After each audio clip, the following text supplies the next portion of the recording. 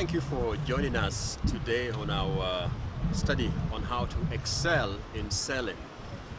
As you all know, selling is what we've all been doing since we're little children.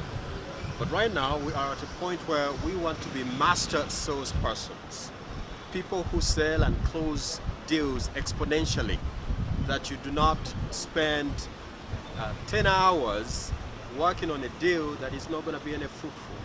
And so that's what we're talking about in this journey on selling and using our tool, Sales on Steroids.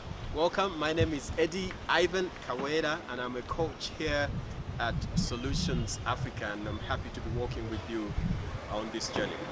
I want us to start with the basics and say that really sales is about loving the other person and wanting to give them value. That's what selling is about. That you've got something of value and you know the need on the other side, and you want to make sure that the people on the other side do not miss out on the value that you have. And so it starts with you reaching out. That means it starts with a relationship. So you have to be ready to build a relationship, to love the people on the other side. When you build your sales process on caring for the other person, caring for the client, caring for the prospect, then whatever you do, whether you ultimately close the sale or they say they will buy another time, you will still remain with that fundamental attribute, fundamental aspect, which is the relationship. And so I want to encourage you, first and foremost, as a master salesperson, start by loving the person on the other side. Secondly, have a purpose on why you want to do what you want to do. You see, everything must have an end in mind. If you start your sales journey without knowing exactly what you want to achieve, you may not be as successful as you ought to be. So something like, do I want them to buy? When do I want them to buy? Or do I just want to start a relationship? And how long should I take in building this relationship? So that is a very important aspect of selling, that you start with the end in mind of what results that you want to see. Most of us normally start with the end in mind of closing a deal, which is okay. However, sometimes I think we are too carried away to close a deal that we fail some important aspects of building this relationship in the process. So I would encourage us that part of our purpose really should be to be friends with these people, to build a relationship with the person on the other side. And so we will slow down and just start from where it really matters, on knowing the person, on knowing their need. If it's an organization, understand what's their business goal. What are their business targets for the first quarter, second quarter, or the entire financial year?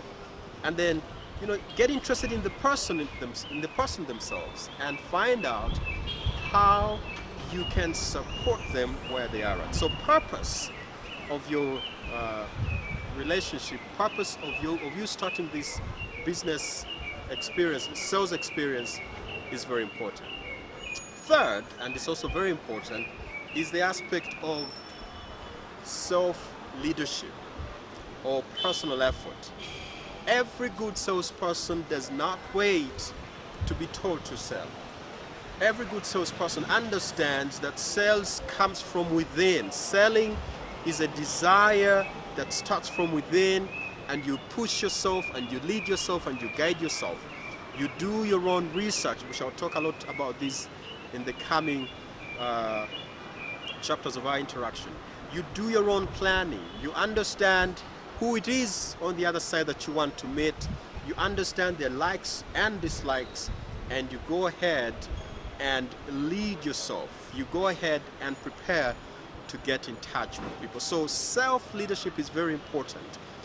Every time you sell, when somebody is pushing you or somebody is asking you to do it, it becomes a little bit of an uphill task. So lead yourself, direct yourself, plan your own agenda, of course liaising with your departmental heads or the other people you work with, but make sure that this sales experience is really what you love to do. No one is pushing you, you are pushing yourself. It's a personal effort.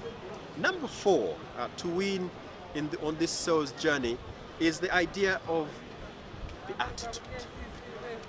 The attitude you bring on table really matters a lot. And this has a lot of implications in so many ways. The attitude you have about selling itself. Is selling just a job for you to get a commission, or is selling an opportunity for you to serve someone who is in need of what you have? Is another attitude could be, oh, that person is difficult, that person never buys. The last time I talked to them, they were angry at me, they were banging tables and thinking that I was trying to rip them off.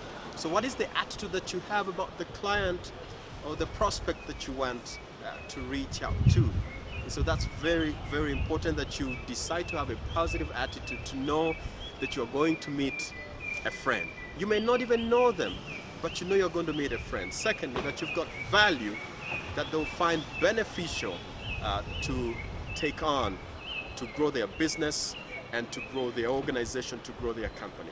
So a good salesperson understands that attitude is very important.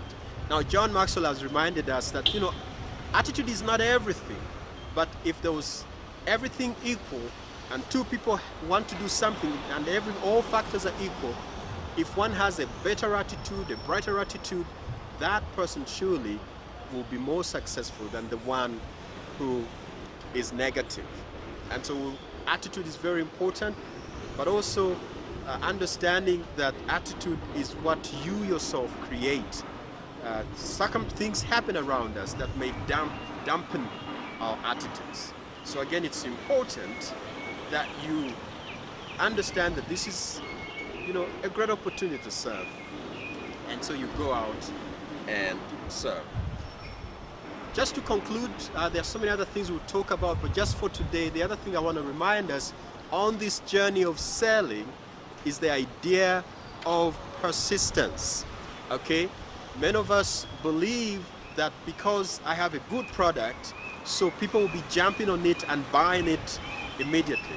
Many of us think that because we have a good service, so everyone will be coming over and rushing to get it.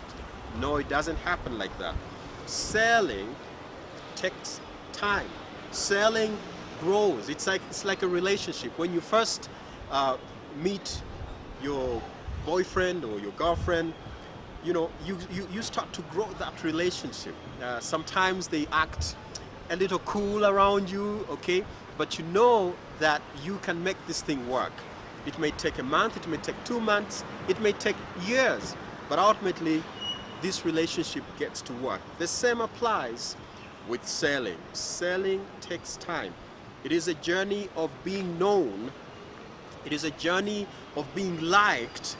It's a journey of being trusted.